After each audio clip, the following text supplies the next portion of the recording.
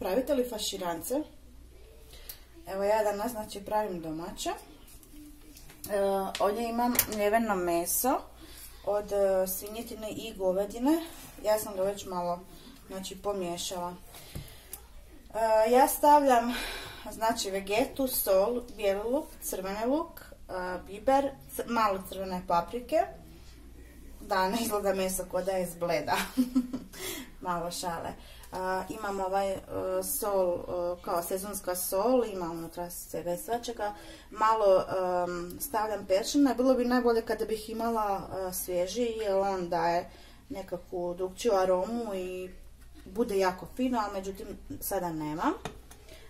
Kruh ili staro pecivo ili nešto što mi je što više nije baš friško za jesti. Ja sam ga znači stavila u vodu da se malo opusti. Malo sam ga s rukama onako kao samljala i istresla sam višak vode. I naravno trebaju nam jaja. Stavit ćemo vegetu.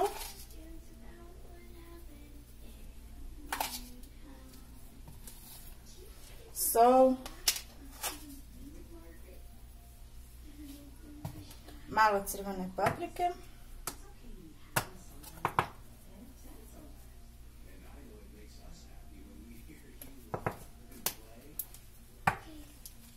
Rekli smo peršin.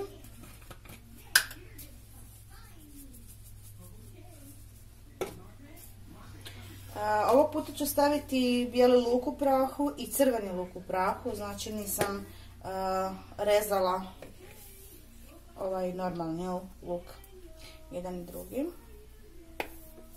Samo nemojte pretjerati, recimo s jednim ili s drugim, radije ako možete probajte. Ja recimo začinjeno meso ovako friško mogu probati dok moj muž ne može.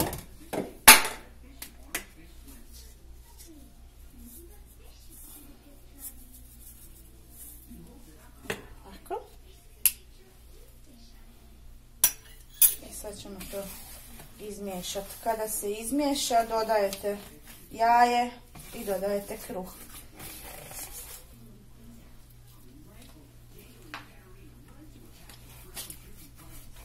Evo ga, znači kada meso odstoji, uzmemo jednu kuglicu.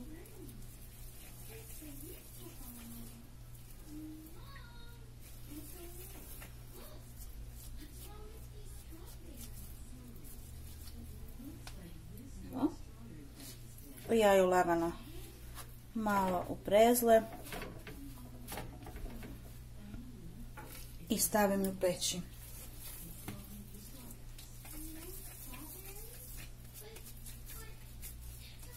Za djecu uvijek možete kombinirati razne oblike, možete napraviti kocku, srce, zvijezdu, jel? Njima je zanimljivo. Evo ga,